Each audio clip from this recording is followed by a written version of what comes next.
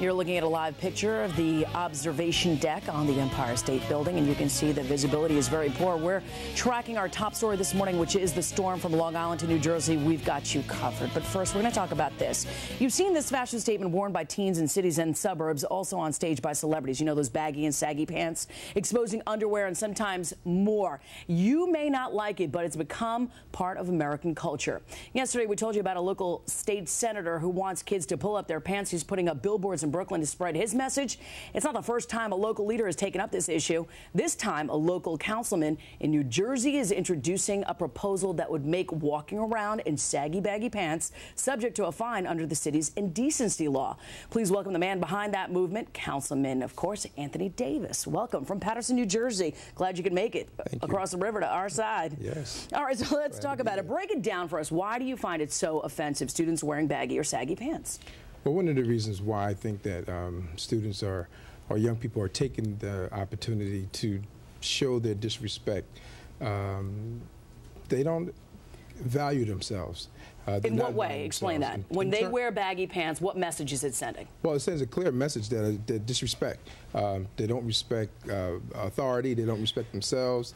That's how I'm looking at it. Anyone with any good sense would not want to show their underwear. So, well, it started in the prison yards, right? That's true. Started in the prison. And in prison, they started because they were taking away the belts. Right. So they're taking away the belts. You know, no one. You know, the pants were sag, the fit big. You know, instead of look tight because they're in jail. So those are the type of things. You know, that it's a negative connotation that is sending. But you're taking it one step further. You're saying that students actually approached you and said, you know what, we want to do something about this. And then when did you come with the idea to fine them under Paterson's indecency law? Well, about 3 years ago, we had about 30, 40 students that came to me and asked me to do something about it. They wanted to do something about it. So I asked them to come to city council, you know, we could do something about it, doing local laws, and that's what happened. That's what united, initiated students and got involved, and they thought that it was disrespect. So they wanted to change, and I said, hey, look, we can do something, whatever. So we tried to get a law out. People were calling in and saying, you know, infringing and stop, you know, we don't want to infringe on their civil rights.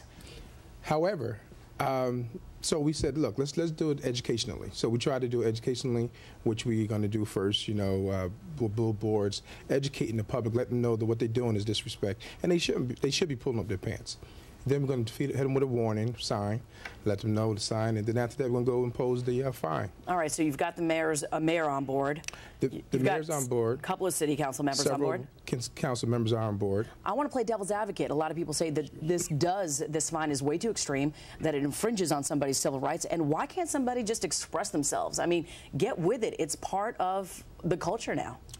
I don't think it's part of the culture. It can never be part of my culture. I mean, you know, I was not allowed to come outside without a belt or suspenders. Here I am, 40+ years old. I'm still wearing a belt or suspenders. It is our moral obligation to really direct and help our youth, guide them in the right paths. And I think that any adult that will not say anything to these youngsters, there's something wrong with them. State Senator Eric Adams putting up billboards. What do you say to that? I kudos to him. However, he beat me to the punch because we wanted to do a billboard ourselves.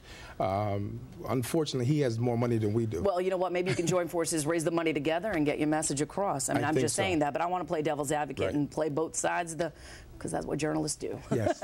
Councilman, thank you so much for coming in. We really do appreciate it. Log on to our website and our Facebook page and let us know what you think about this. Next hour, we are going to have State Senator Eric Adams of Brooklyn and an editor from Source Magazine voicing their opinions on New York's push to get rid of those saggy pants. John. All right, guys, thanks. It is a heated issue, of course, and this is our question of the day. Tell us what you think. Should sagging pants be outlawed? Yes, they're indecent, or no, it's a fashion choice. Log on to WPIX.com.